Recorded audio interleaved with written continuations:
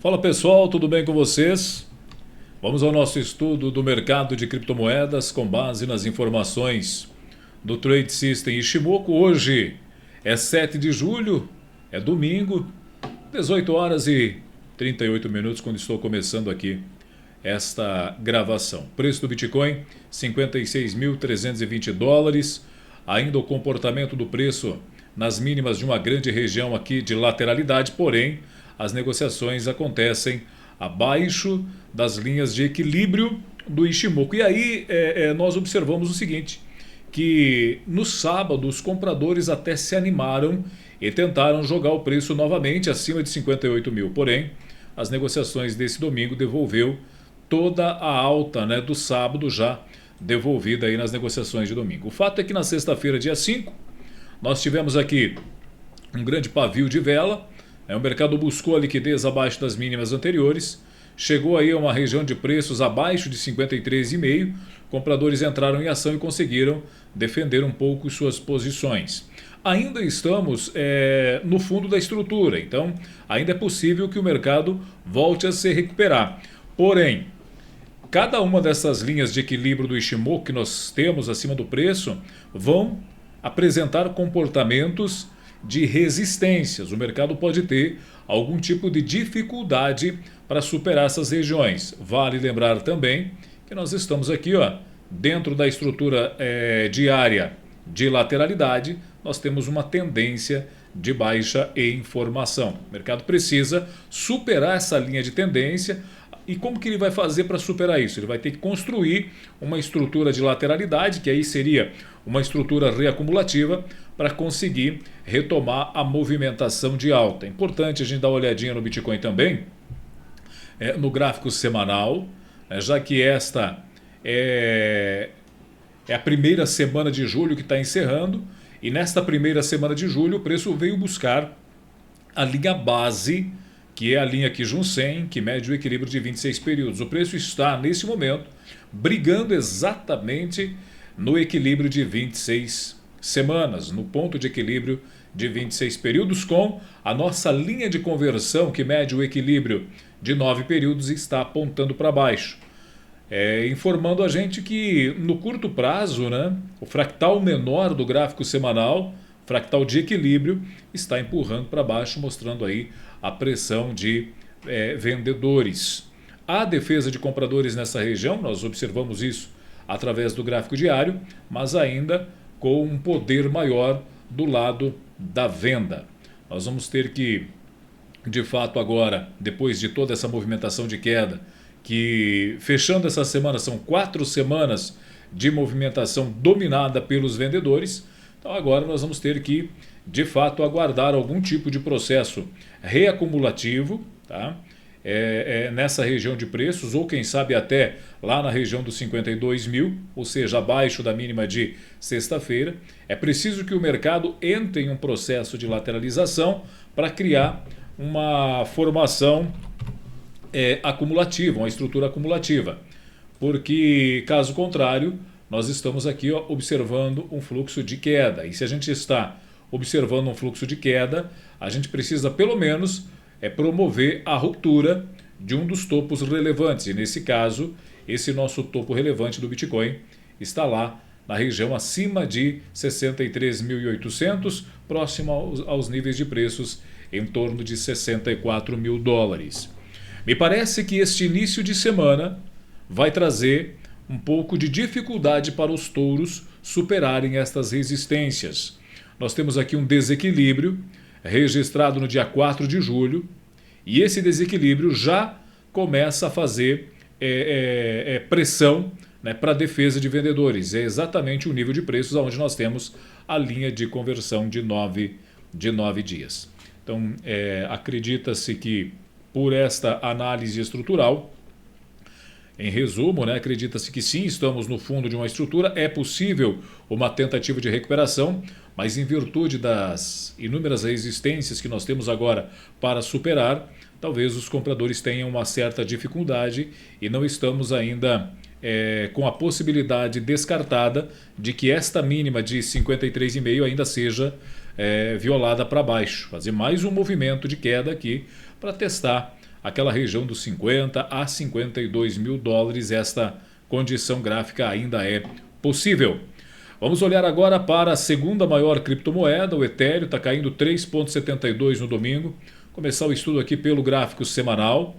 O gráfico semanal do Ethereum já rompeu a linha base. Durante essa semana nós tivemos aqui esta ruptura. Há uma região na máxima de 26 semanas que pode atuar como um nível relevante de suporte. Aí estamos falando em 2.717. O preço atual no momento da gravação desse vídeo, 2.952.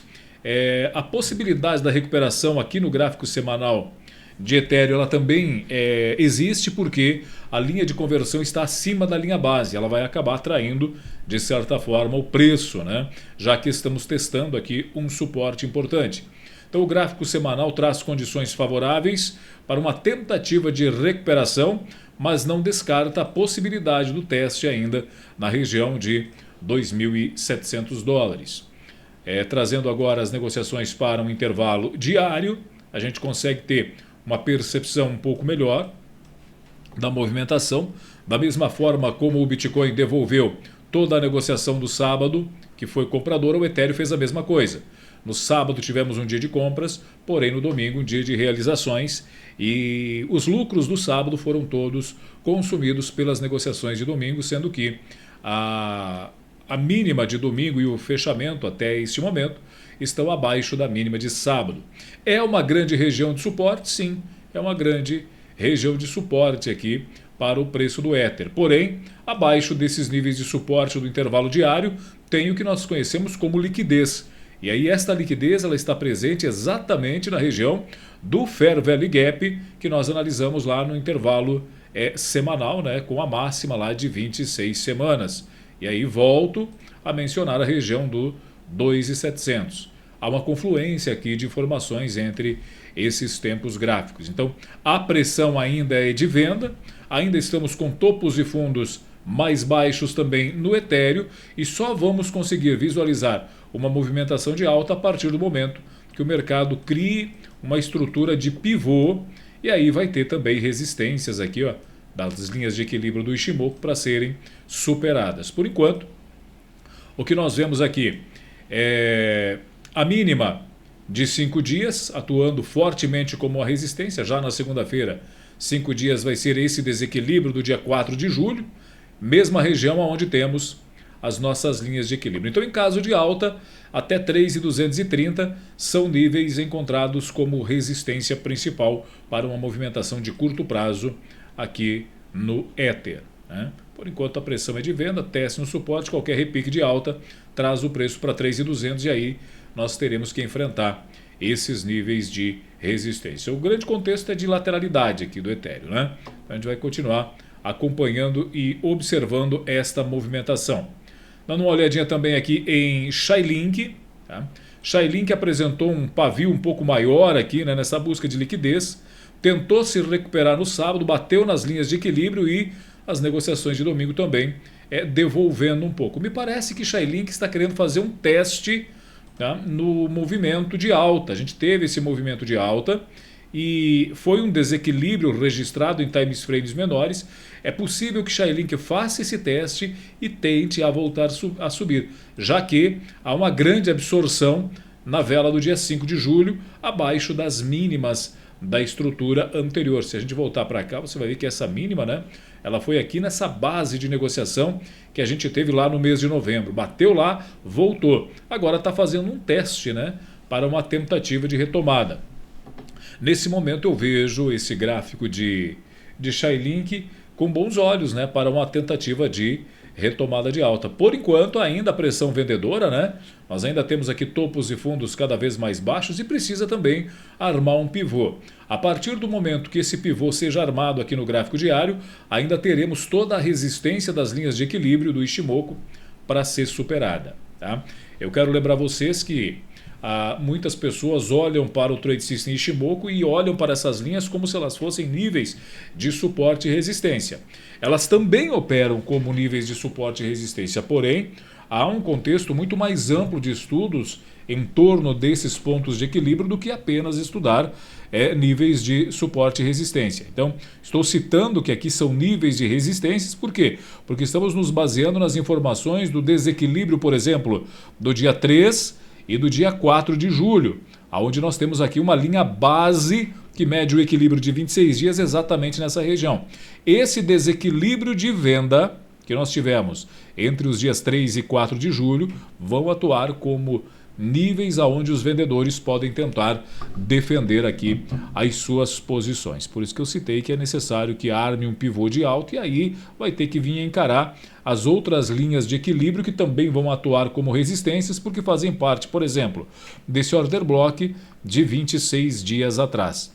Dá uma olhadinha no gráfico semanal de Shailin que ela testou, na verdade, né? Fez um teste interessante aqui, ó, na base da nuvem, né? Na linha de 52 períodos do Trade System Ichimoku. Ela segurou por aqui. Tá? Nós ainda temos um contexto de movimentação de queda, porque olha só, fizemos aqui a ruptura de mínimas interessantes. O semanal está fazendo topo mais baixo e fundo mais baixo.